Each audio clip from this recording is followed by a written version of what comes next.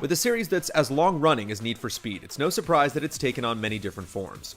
It's gone from racing rare cars on rural highways to customizing tuners on crowded city streets.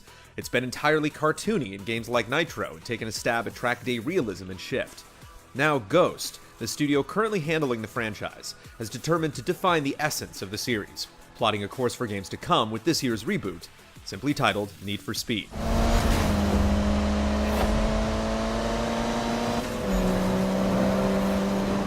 Every element of the game centers around 5 different themes: speed, style, build, crew, and outlaw.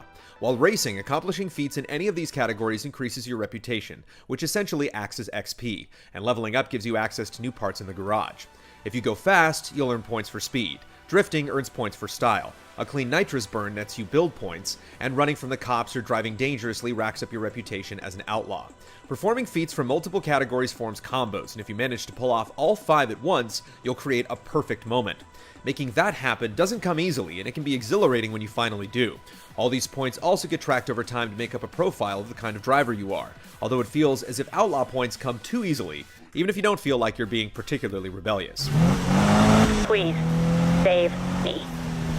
I'm going stir crazy, or maybe I have gone crazy, or we're just about to. I'm sorry. Rambling. I need to get out. Meet up?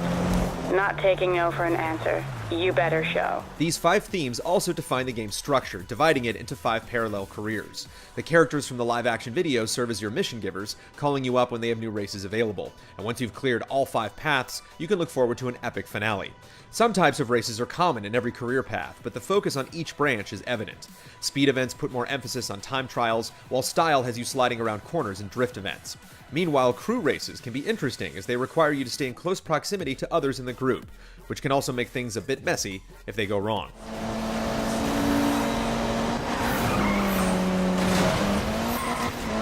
The build category is the most welcome aspect of this Need for Speed, offering an incredibly robust set of tools to customize your ride.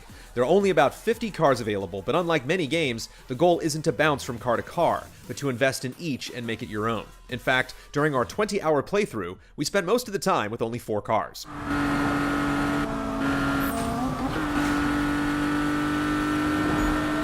As mentioned earlier, more powerful parts unlock as you progress, and many of these aren't just about power and top speed, but give you a greater range of flexibility to change how your car handles.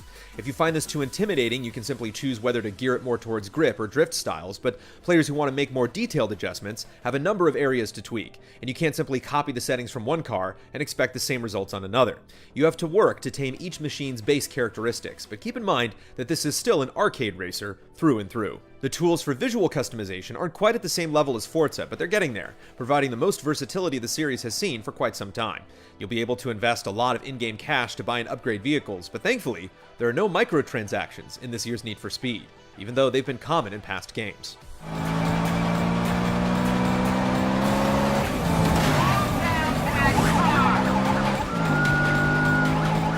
The outlaw path is perhaps the aspect we're the most split on.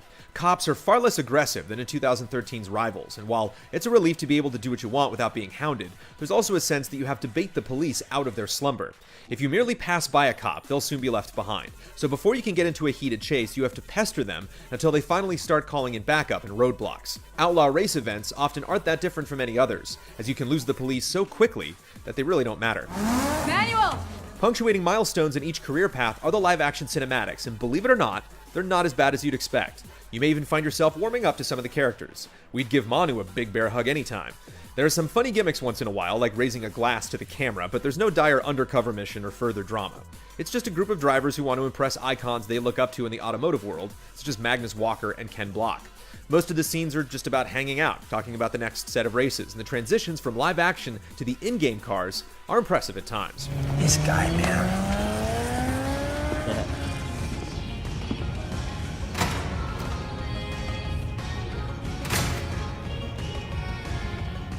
All of this happens in Ventura Bay, which is loosely based on Los Angeles, with urban high-rises, residential and industrial areas, and hills full of drift-worthy switchbacks.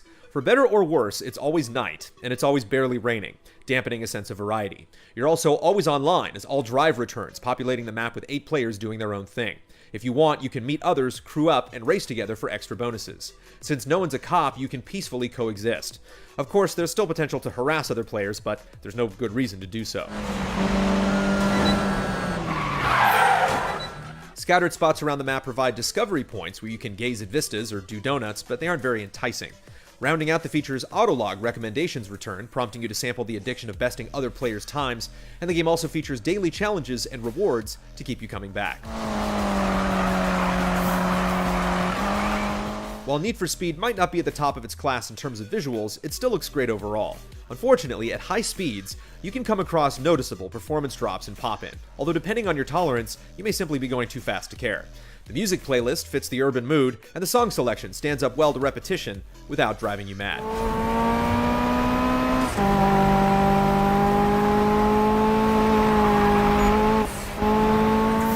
2015's Need for Speed is in many ways more grounded than in other recent entries. You don't throw spike strips at each other, and you don't jump off buildings.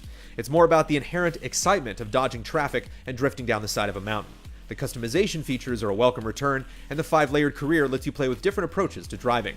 Some aspects of Need for Speed could use more variety, but it's a solid foundation to move the series forward. Have fun.